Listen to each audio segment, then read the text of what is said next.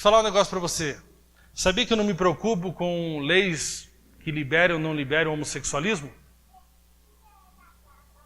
Deixa eu perguntar para você. Hoje no nosso país, oficialmente, está tudo legalizado em relação ao homossexualismo? Não. Tem homossexual? A lei resolveu? Então já entendeu, né? A lei não tem poder de refrear pecado. Amém? Então não adianta nós temos deputados, vereadores, para arrumarem leis para que não liberem o aborto. Tem aborto no Brasil? É liberado droga? É ou não? É liberado? Se pode, oficialmente, o tráfico de drogas, droga está liberado no Brasil? Não. Tem gente que usa droga? Ok. Será que vocês não entenderam ainda não? Ou tem que desenhar? Amém? Está entendendo, querido? Não é lei, nem a lei de Moisés, dada por Deus, nem a lei dos homens tem poder de refrear a carne. Pegou? Amém? Deixa eu perguntar para você. A Bíblia proíbe algum cristão, por exemplo, de beber? Agora você me viu algum dia enchendo a cara? Então, eu estou proibido de beber? Mas você viu alguma vez eu me alcoolizando? Não. Se liberar uma nova lei e pode usar crack no Brasil.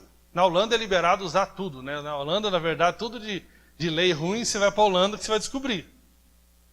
Então, quando você é controlado por uma lei, você não flui na sua nova natureza. E aí também vira cheio de jugo, né?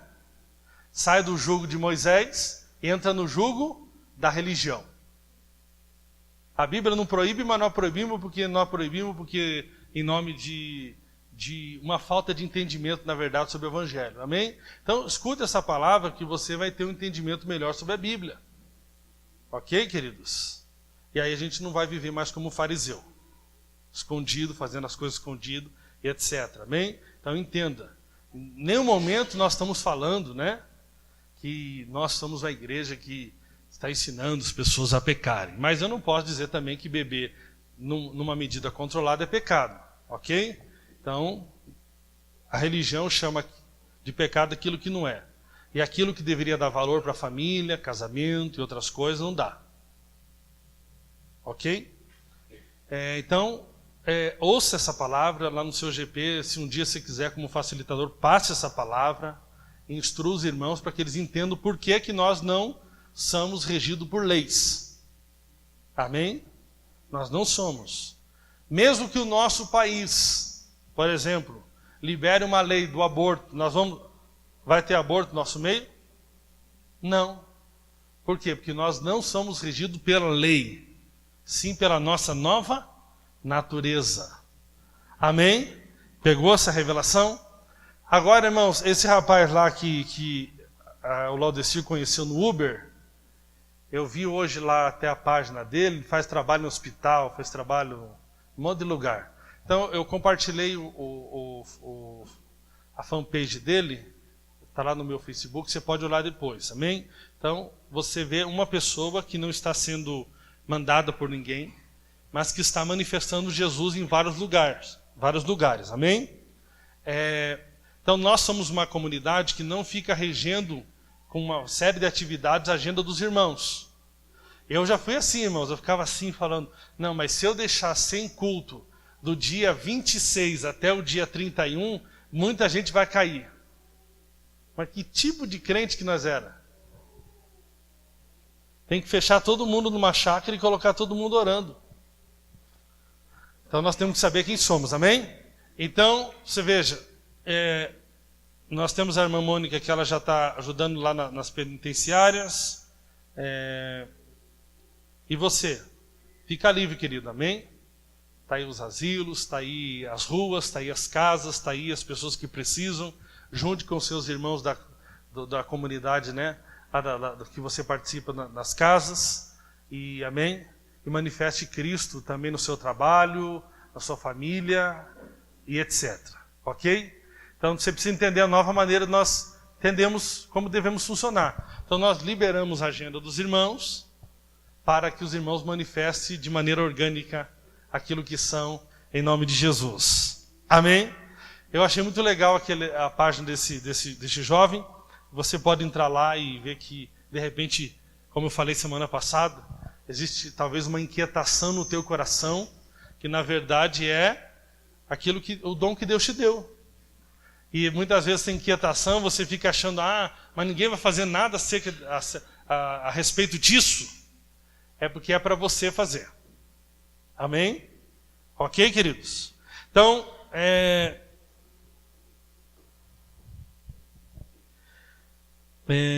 mas contra os poderes e autoridades, contra os dominadores deste mundo de trevas, contra as forças espirituais do mal nas regiões celestiais. Por isso, vistam toda a armadura de Deus para que possam resistir o dia mau e permanecer inabaláveis depois de terem feito tudo. Amém? E aí fala aqui das armaduras. Ok. Irmãos, existe um princípio da obra consumada. Amém? Uma das coisas mais extraordinárias do Evangelho é o fato de todas as coisas estarem concluídas em Cristo. Inclusive a igreja. A igreja se consuma em Apocalipse, na Nova Jerusalém. Amém? Em Colossenses 2, Paulo faz uma declaração assombrosa. Ele diz que nós já estamos, aperfeiçoados em Cristo. Aperfeiçoados em Cristo. Portanto, Colossenses capítulo 2, versículo 9 a 10. Portanto, nele habita corporalmente toda a plenitude da divindade. Também nele estáis aperfeiçoados. Ele é o cabeça de todo o principado e potestade. Em João 19, temos ali a história da crucificação. E as últimas palavras de Cristo foram: Tetelestai, está consumado. Fala para o teu irmão, está consumado.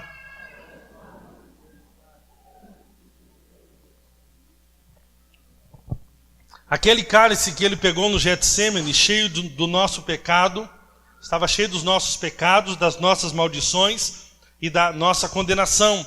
E Jesus bebeu completamente esse cálice. O julgamento foi consumado, por isso não há nenhuma condenação para os que estão em Cristo Jesus. O que dizer da justiça de Deus? Foi satisfeita. A punição do pecado foi completa. O que dizer da santidade de Deus? Foi totalmente exaltada. A santidade de Deus exigia a morte do pecador, mas agora Cristo morreu em nosso lugar. Amém? E porque Ele consumou a obra, eu já começo aperfeiçoado. Amém? Regenerado, justificado. Amém? Você entende isso? Diga assim, eu começo da onde Jesus terminou. Amém? Está consumado. Amém? Grave isso no seu coração em nome de Jesus. Então nós não começamos a jornada como pecadores. Tem um texto que diz na palavra de Deus que o Espírito Santo, Jesus subiria ao Pai, não deixaria nós sozinhos, enviaria o Espírito Santo. E o Espírito Santo ia nos convencer acerca da justiça, acerca do pecado, da justiça e do juízo de Deus. Quando você olha, normalmente as pessoas falam, mas o Espírito Santo, ele está para nos convencer do pecado. Então nós temos que falar do pecado. Mas o texto ali diz que ele veio para nos convencer do pecado, ou seja, da natureza pecaminosa. Ou seja, que não existe como tentar de a árvore que tem raiz ruim, tentar ter boas obras.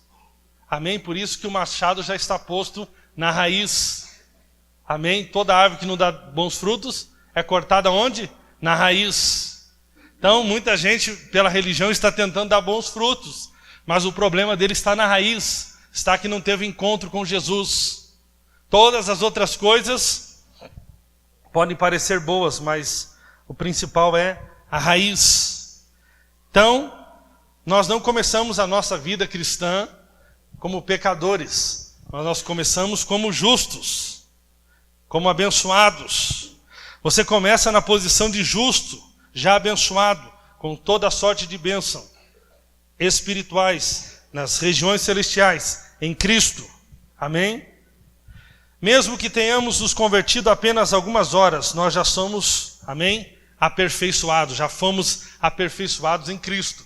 Isso ainda é a matéria do cursão. Nós somos um ser triuno. O seu espírito foi passado. A sua alma está sendo transformada e o seu corpo será. Mas a Bíblia nunca parte da alma e nem do corpo. A Bíblia nos define pelo espírito. Amém? Vamos ler um texto aqui da palavra de Deus, 1 Coríntios 15:45.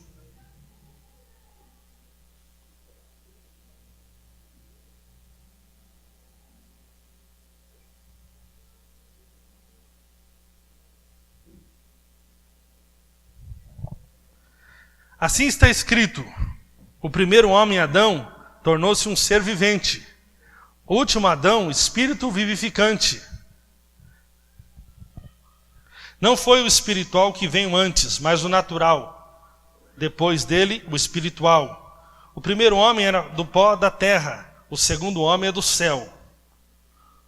Os que são da terra são semelhantes ao homem terreno, os que são do céu, ao homem celestial.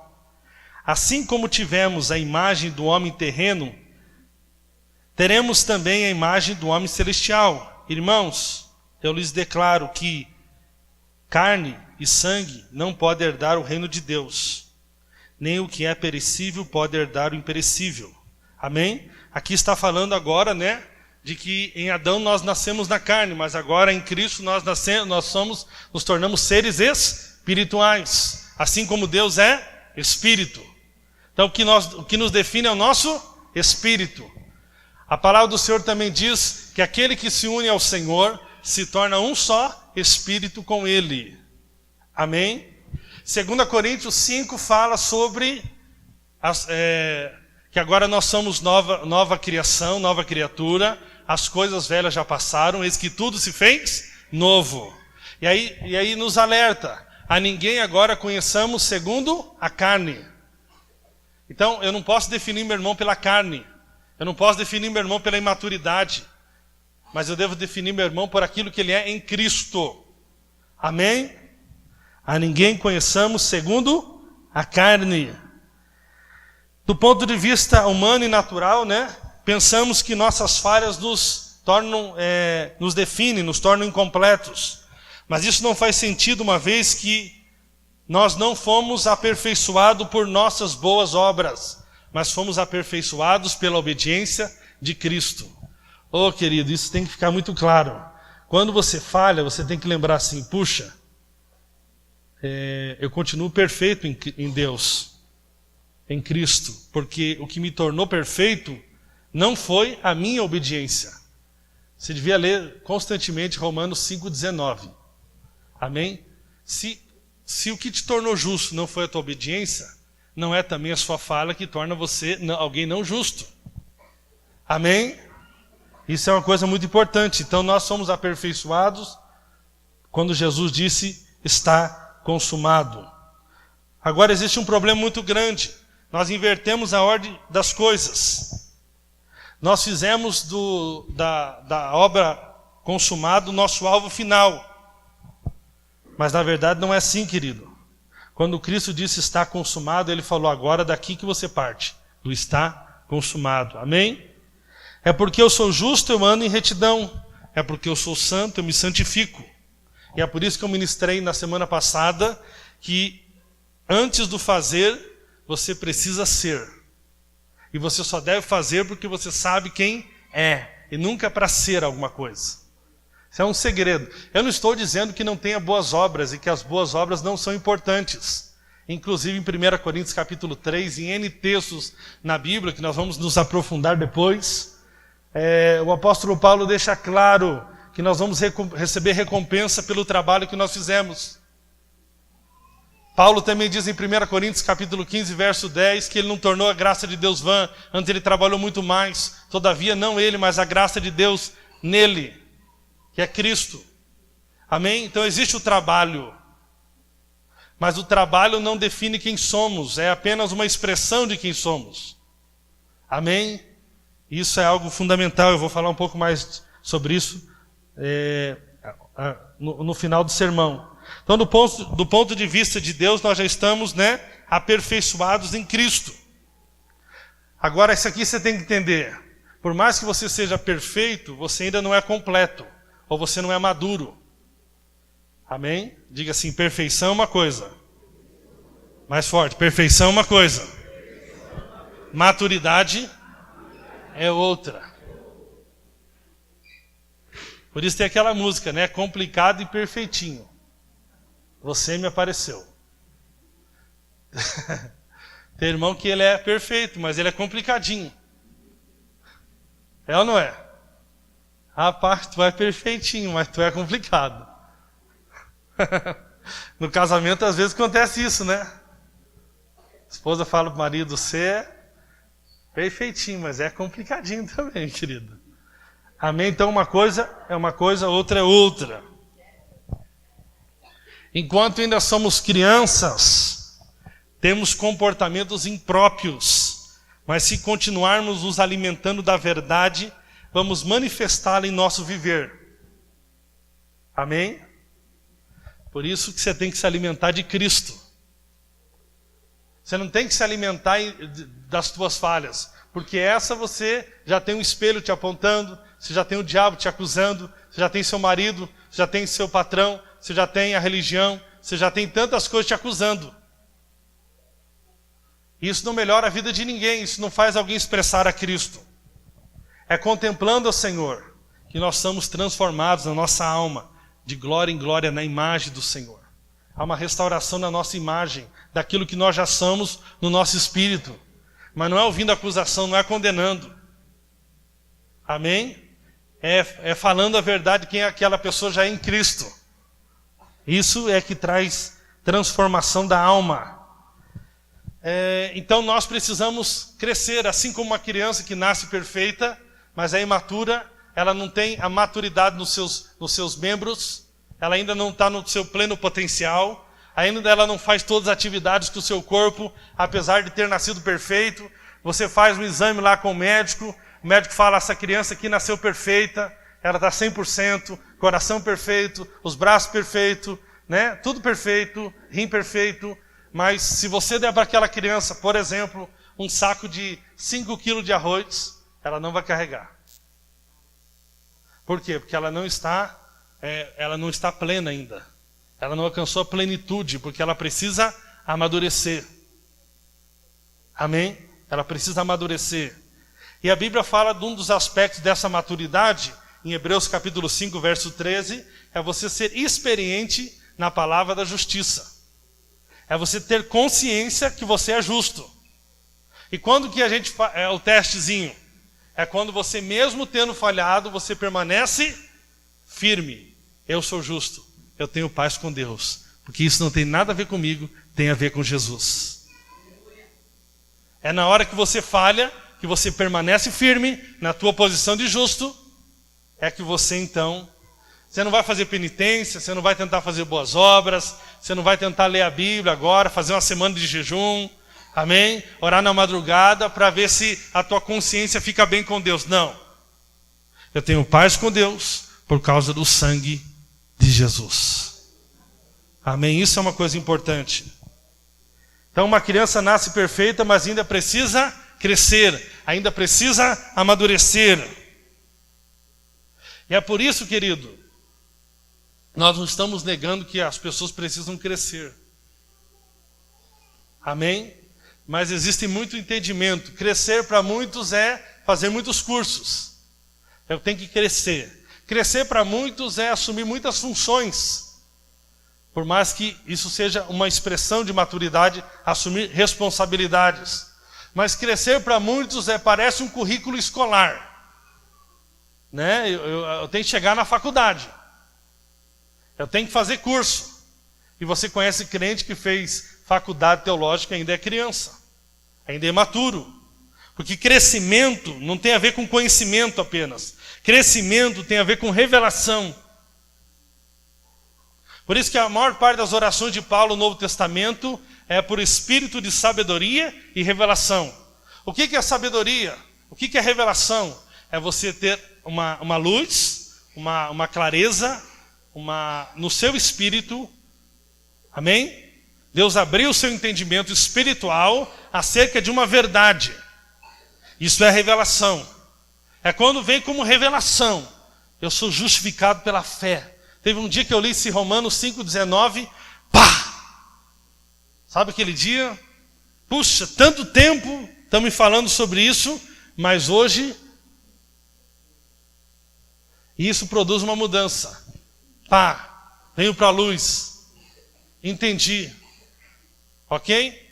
Sabedoria é como eu aplico a revelação. Amém? Eu posso saber sobre algo, mas eu não sei aplicar aquela revelação. Sabedoria é você saber aplicar as coisas. Por isso que Paulo, no Novo Testamento, ele não ora para Deus dar nada para ninguém. Paulo ora para que as pessoas tenham revelação da posição que elas estão em Cristo. Está consumado. Vou te dar um segredo aqui. Ore todo dia pedindo a Deus revelação.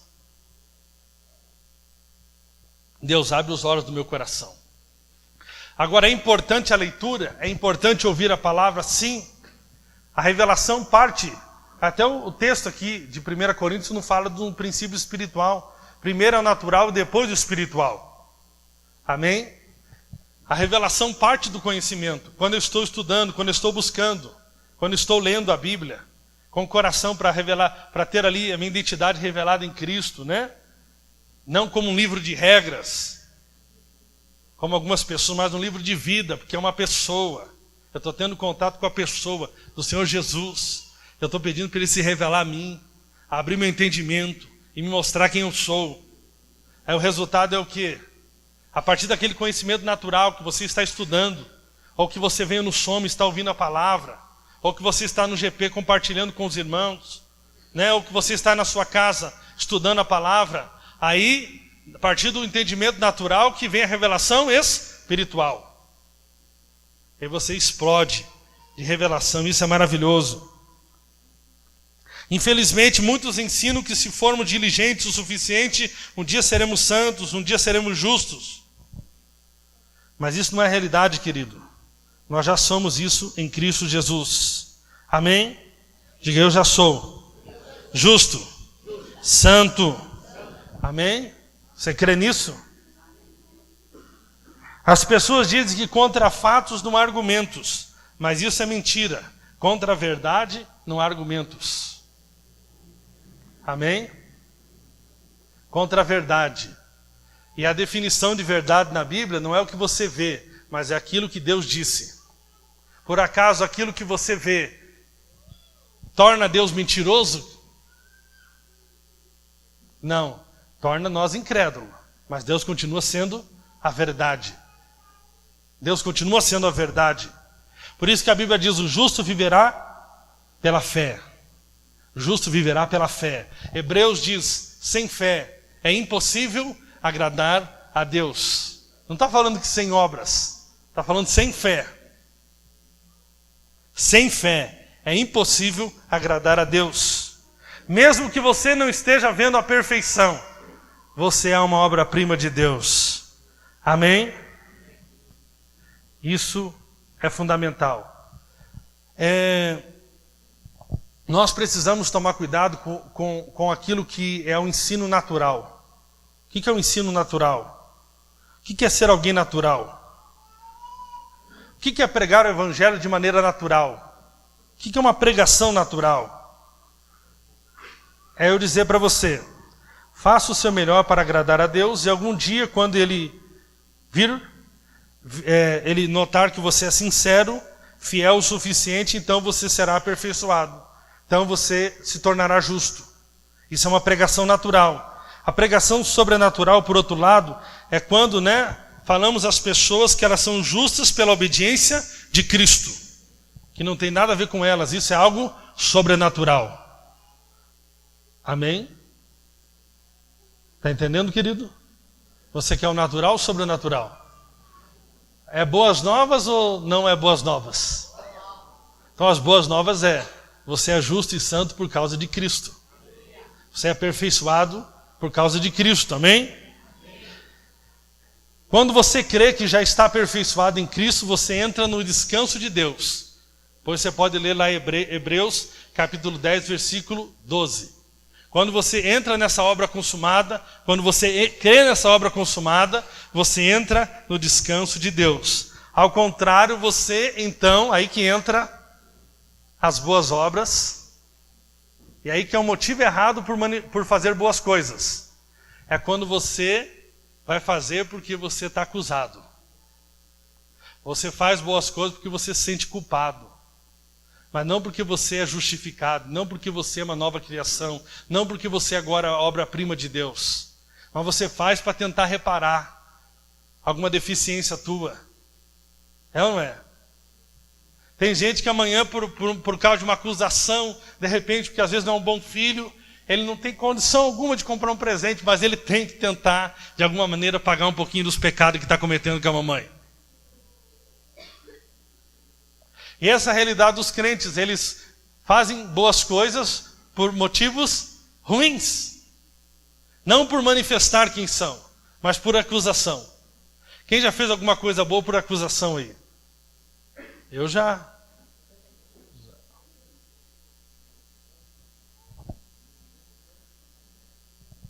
É ou não é? Você fez boas coisas pela motivação errada. Ok?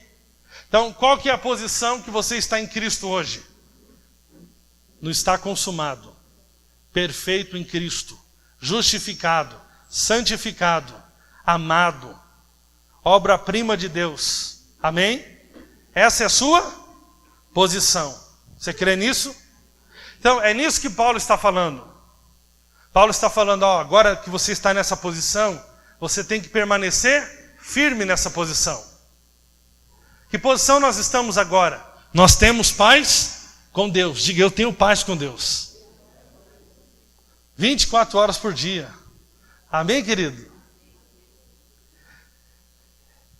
Mas nós constantemente somos atacados pelo diabo.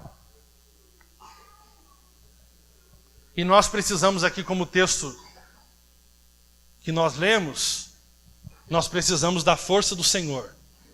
Para que nós possamos vencer, né? Para que nós possamos andar em vitória sobre o diabo. A frase sede fortalecidos na gramática original está escrita em grego, como um mandamento, mas também está escrito como algo que acontece conosco. Não algo que nós fazemos, mas é algo que acontece conosco. Resultado daquilo que nós cremos. Amém? Querido, quando você escuta o Evangelho, você se sente fortalecido. É verdade ou não é? Quando você escuta a lei, quando você escuta a religião, quando você escuta o diabo, você se sente enfraquecido.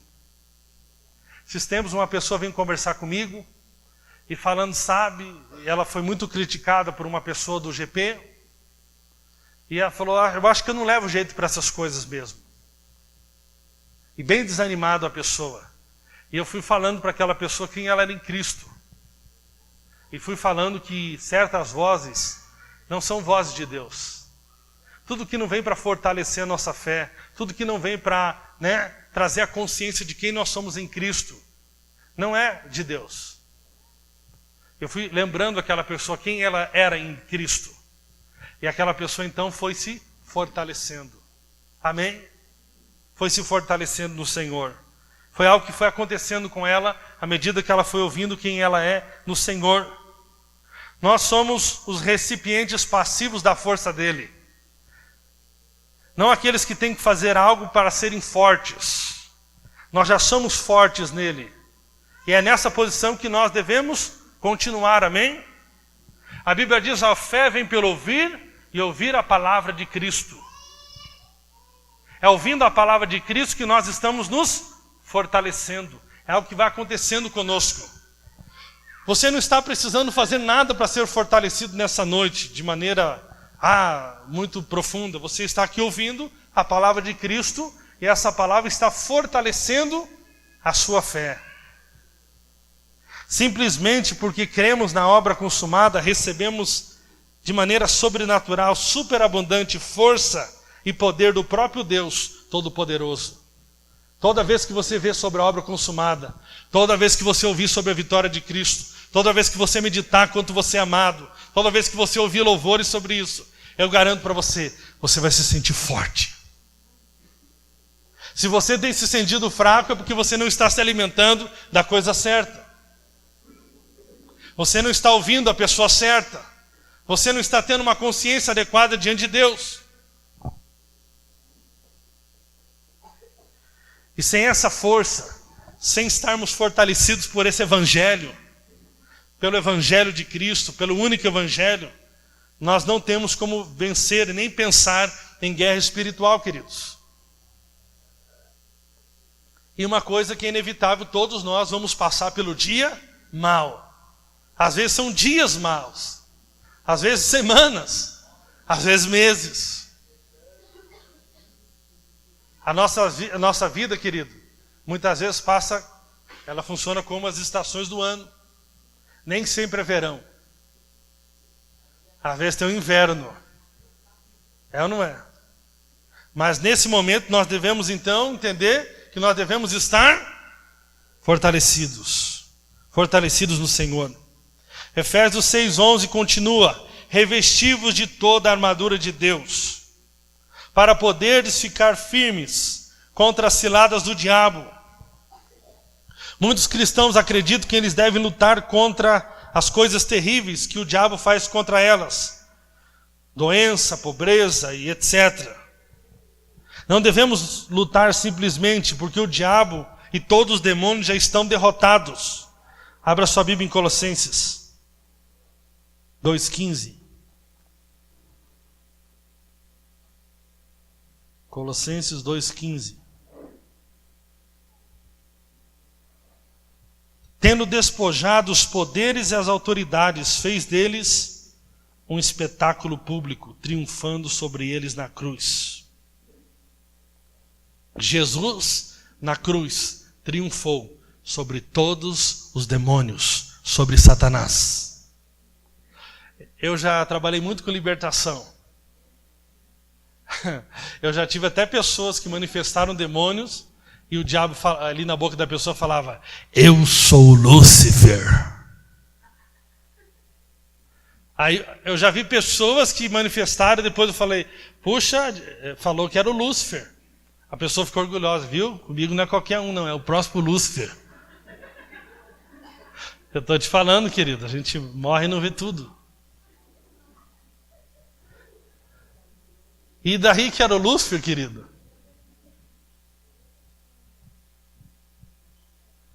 Jesus venceu Lúcifer, triunfou sobre Lúcifer, triunfou sobre os demônios na cruz. Jesus na cruz fez eles passar vergonha. E nós damos tão valor para demônio, né?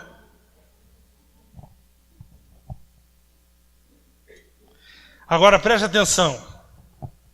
De fato, queridos, nós não lutamos contra o diabo, mas contra os ardis do diabo. Ardis quer dizer seus enganos, truques e sua esperteza. Está entendendo? Nós não lutamos de fato contra ele, porque nós não poderíamos lutar contra alguém que foi derrotado. Mas nós precisamos entender que ele lança os seus ardis, seus truques, sua esperteza, suas mentiras sobre nossas vidas. Uma vez que ele está derrotado, ele não pode fazer nada além de nos enganar. E eu quero dizer para você, tem muita gente acreditando nos enganos de Satanás. A guerra espiritual da nova aliança, nós não lutamos contra o diabo como um poderoso inimigo que pode nos machucar. Apenas precisamos discernir os seus truques e enganos. Porque ele não tem nenhum poder sobre nossas vidas. Ok? Tem que discernir como é que ele está te enganando. E tem gente que está aqui no engano dele toda semana. Outra vez eu falei um pouco sobre esse princípio. É mais ou menos como você for assaltado com uma arminha de brinquedo. Passa tudo. Já levanta a mão, depois se descobre que o cara te assaltou com uma arminha de brinquedo. Ou seja, você foi enganado por um ardiz, por um truque, por uma esperteza, por uma malandragem. Em Colossenses, em 2 Coríntios 11:3 diz: mas receio que, assim como a serpente enganou a Eva com a sua astúcia. Então, Satanás é astuto. Ele lança seus enganos. Assim também seja corrompido a vossa mente, e se aparte da simplicidade e purezas devidas a Cristo. Então, onde que ele age para enganar? Na nossa mente. Porque ele precisa que você creia errado. Se você crê que ele é um super poderoso, se você crê que ele pode fazer tantas coisas como ele diz que pode, você então se sente enfraquecido, né? Você se sente impotente. Mas à medida que você sabe quem você é e que em Cristo você também venceu Satanás na cruz, isso te enche de fé. Amém? É tão importante essa questão do que você crê, da sua mentalidade.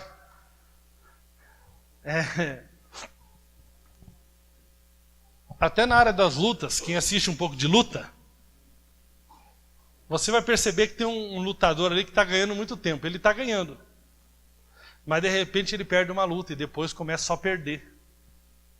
Ou seja, muito daquilo é porque o oponente que ia lutar com ele acreditava que ele era mais do que era.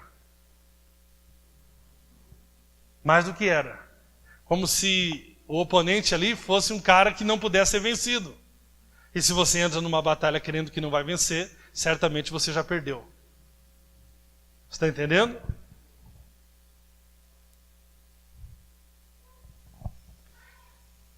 E nós precisamos entender alguma coisa aqui, querido.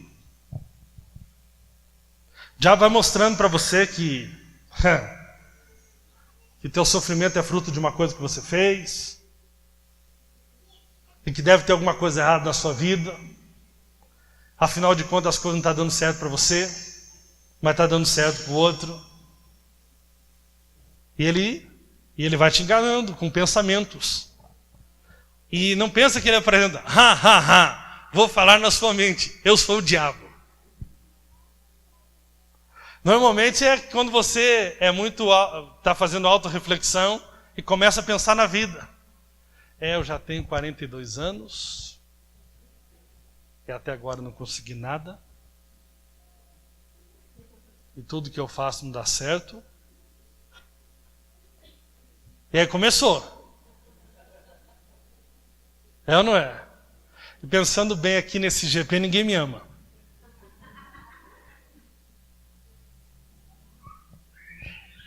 Parece você conversando com você mesmo. Mas é você batendo um papinho com o diabo. Rapaz, eu acho que o que está dando errado na minha vida é que agora essa igreja mundana ainda bebe cerveja e eu que estou me ferrando. E você vai pensando.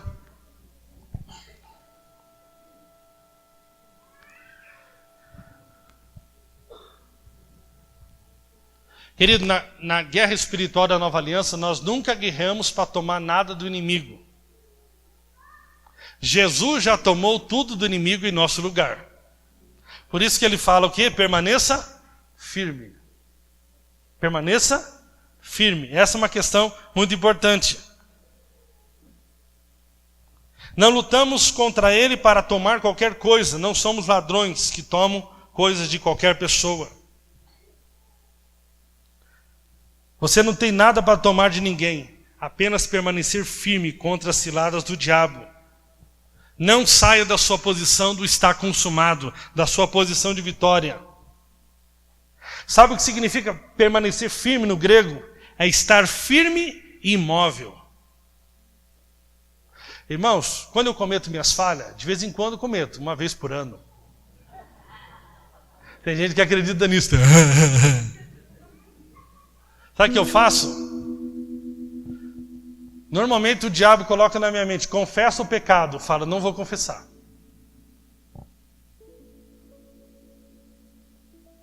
Porque eu não acredito que eu devo confessar aquilo que Deus não imputa sobre mim. O que Ele disse que Ele não lembra mais. Quem quer lembrar das minhas falhas é Satanás. Aí ele me dá uma ideia, faça 7 dias de jejum. Eu também não faço. Sabe o que eu faço? Não faço nada. Eu permaneço firme. Só isso. Eu não tenho que fazer nada. Porque se eu fizer uma obra minha, é eu tentando me justificar diante de Deus através de uma boa ação. E essa boa ação é obra morta. Mas eu começo a meditar. Como Deus é bom. Nada na minha vida mudou, apesar de eu ter falhado. E eu lembro. E eu falei porque eu fui bobão. Quem já falhou e depois você fala, puxa, mas que mico. Como é que eu fui cair nessa do diabo? Quem já saiu de um grupo do WhatsApp e depois falou, puxa, que criancice. Já mandou uma mensagem para alguém, arrepiando, depois nem era aquilo direito, fala, perdão, querido, eu tinha entendido errado. Perdão, confundiu, nem era para você essa mensagem. É ou não é? Irmão, que eu já recebi o pensamento, puxa, aqueles irmãos não me amam, porque eles não me gostam de mim, porque não sei o quê. Sai, permaneça firme. Firme. Não se mexa para nenhuma direção da posição que você deve ficar em Cristo. Está consumado. Não se mova, querido. Deixa eu falar algo para você aqui muito importante. Eu já ministrei faz muito tempo sobre a doença dos Gálatas. Preste bem atenção aqui. Vou te falar de um assunto aqui muito forte.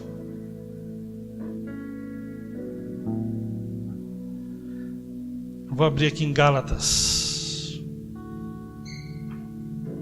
Capítulo 3, verso 1. Preste bem atenção. Gálatas insensatos. Olha aqui. Gálatas insensatos. Trazendo para o português, seus tontos. Quem os enfeitiçou? Enfeitiçou, tem a ver com truque. Engano. Está entendendo? Meu amigo, eu já vou te dar um engano aqui, como é que o engano se manifesta.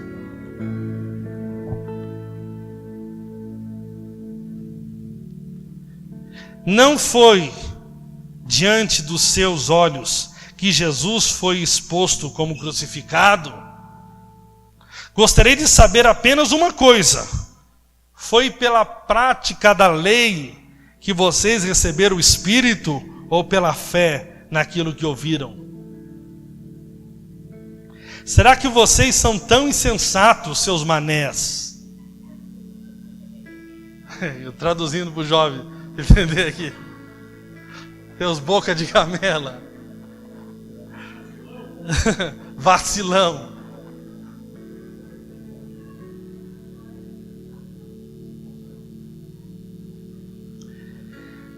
Olha lá aqui, ó. Será que vocês são tão insensatos que, tendo começado pelo Espírito, querem agora se aperfeiçoar pelo esforço próprio? Vocês começaram no Espírito e agora estão tentando se aperfeiçoar no esforço próprio. Não é só salvo pela graça. É muito fácil assim. Se fosse para ser difícil, não era boas novas. Se fosse para ser difícil, querido, não necessitaria Jesus ter morrido na cruz. Foi difícil para Ele, para que eu e você recebêssemos pela fé.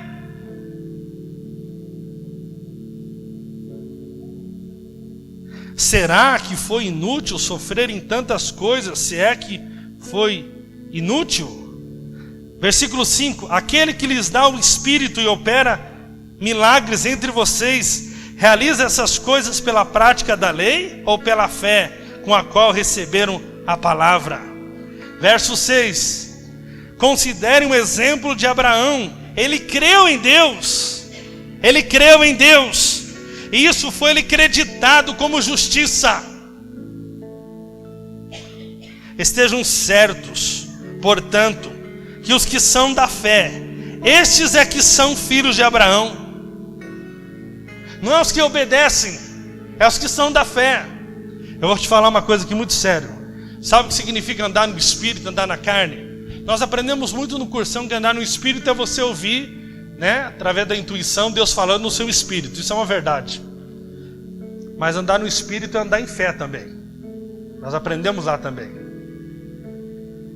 Sabe que andar no Espírito é quando você anda confiado no está consumado. Está consumado. Está consumado. Estou aperfeiçoado. Eu sou justo. Eu sou amado por causa de Cristo. Isso é andar no Espírito. Sabe que andar na carne? Eu vou te falar o seguinte. Deixa eu falar para você. Anota essa. Pega aí. O caminhão vai passar. Pega essa aqui. Tem gente que está andando no Espírito tomando cerveja. E tem gente que está andando na carne jejuando. Como que se faz isso, pastor? Vou te explicar aqui. Irmãos, eu conheço pessoas que já foram alcoólatras. Eu não estou dizendo que ninguém tem que beber, porque tudo que não procede de fé é pecado.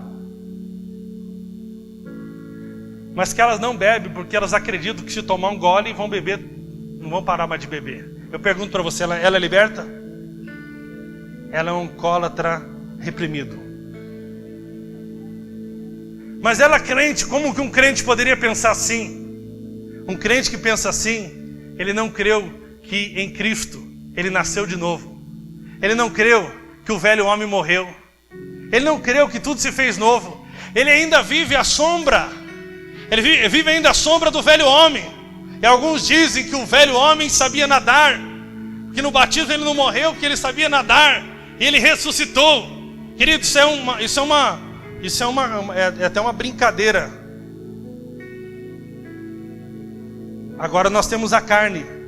Andar no Espírito, andar confiado na obra da cruz. Andar na carne é tudo que você faça de bom ou ruim fora da cruz. Então, se eu não faço algo porque não confio na minha nova criação, eu não estou andando por mais que seja bom, por mais que essa obra seja notória. Nossa, aquele irmão nunca mais bebeu. Mas ele não bebeu porque tem medo, porque não confia na libertação da cruz. E pode ser que tem outro que era alcoólatra, e ele está tomando o vinho dele com a esposa dele, falando: obrigado, Jesus, porque um dia eu era dominado por essa bebida, e hoje essa bebida não me domina mais. Antes eu era escravo disso aqui, mas hoje não me domina. E se eu não quiser beber nunca mais, não vai ser porque alguém me proibiu, mas porque eu não quero. Eu decidi que não quero porque eu não gosto mais, porque isso eu não quero mais para a minha vida. Mas não por um medo de voltar a ser um alcoólatra. Não, querido. Em Cristo você não é um ex-alcoólatra, você é uma nova criação. Em Cristo você não é um ex-usuário de droga, você é uma nova criação. Em Cristo você não é uma ex-mulher dominada pelo sexo, você é uma mulher santa e justa diante de Deus.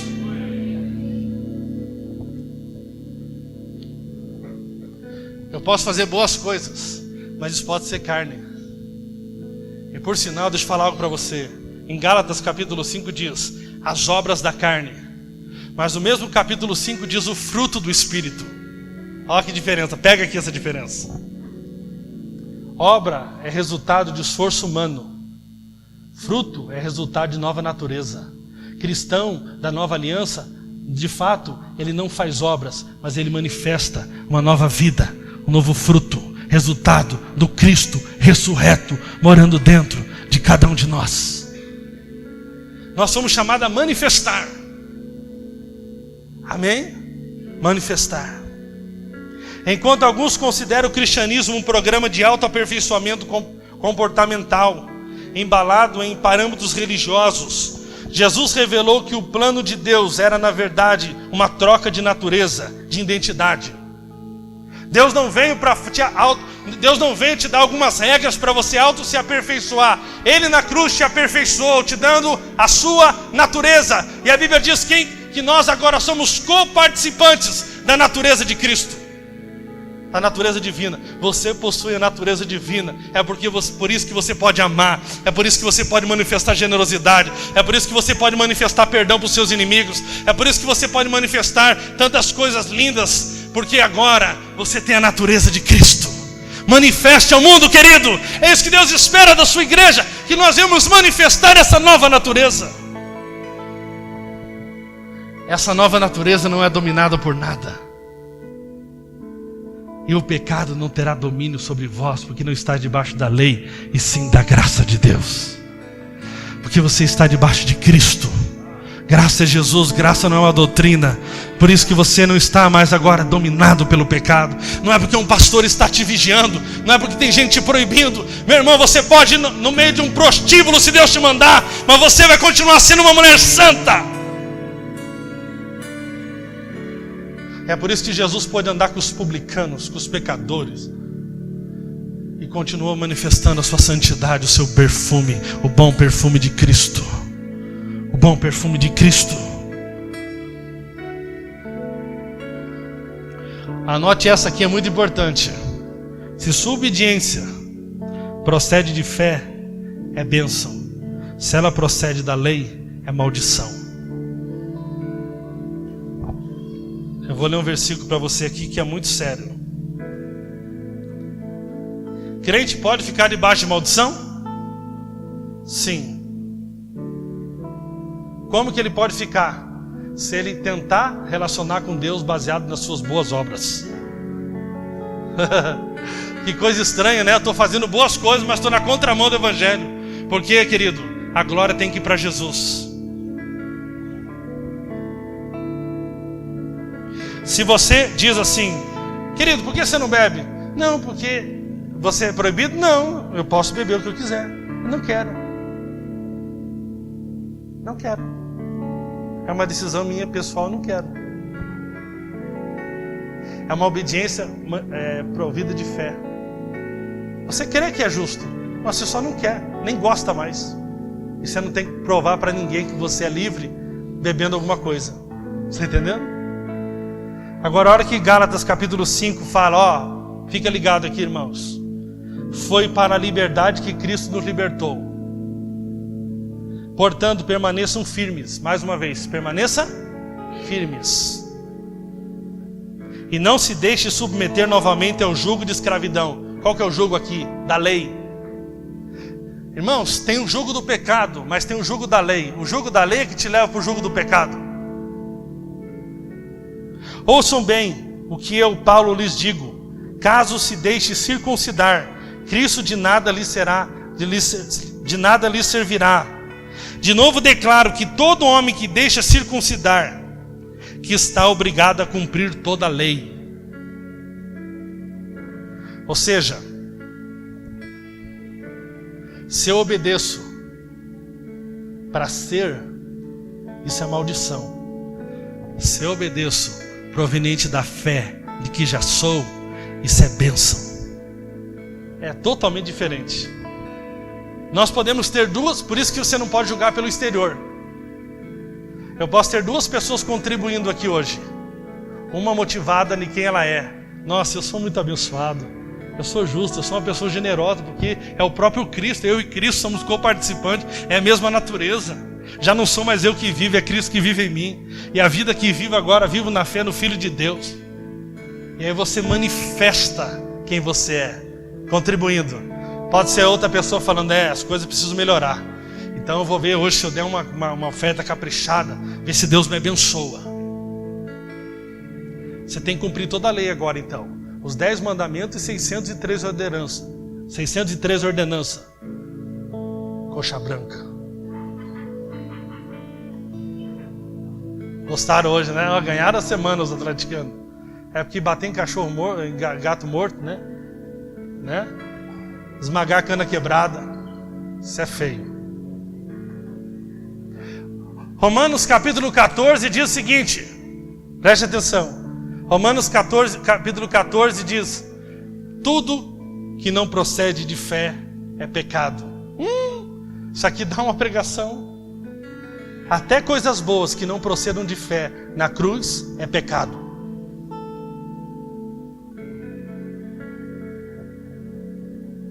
Tudo tem que ser procedente de fé. Por que eu estou aqui hoje? Eu estou aqui porque eu sei quem eu sou, filho amado do Pai, e vim aqui manifestar o amor do Pai sobre a sua vida. Amém? Não para mim ser, não para ver se Deus fica de bem comigo, não para ver se Ele me dá um carro essa semana. Não, eu já estou abençoado. Eu vim aqui para manifestar.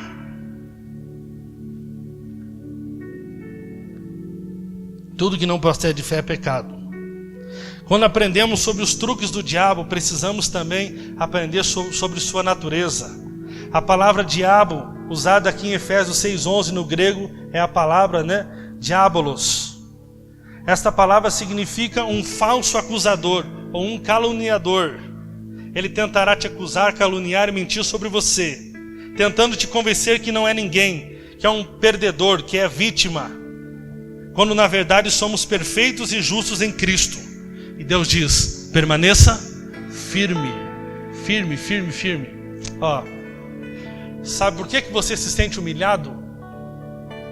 Porque você não sabe quem é.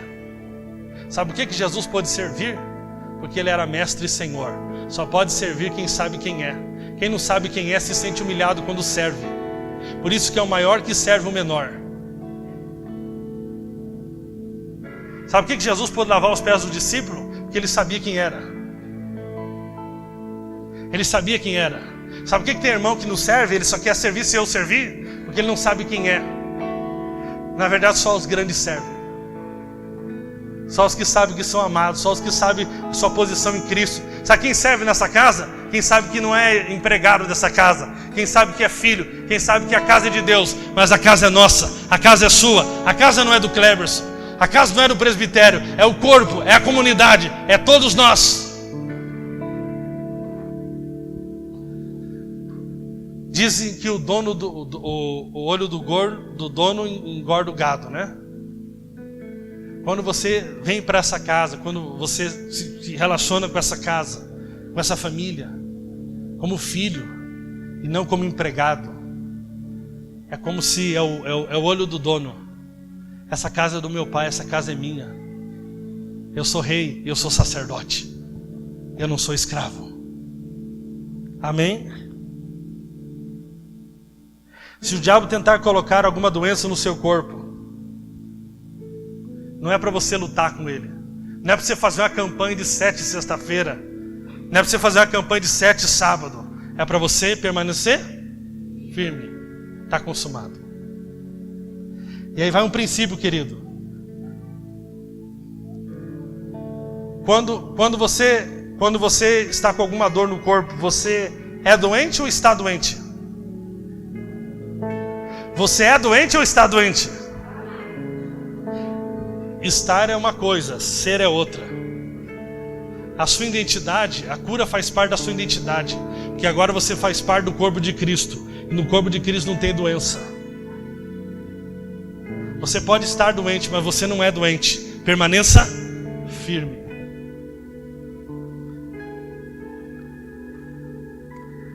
Amém. Eu teria mais coisas para falar, mas o horário complicou. Se coloca de pé. Aleluia, Jesus. Aleluia. Levante suas mãos e comece a render louvores ao Rei Jesus. Aleluia. Agradeça. Agradeça pela sua vitória.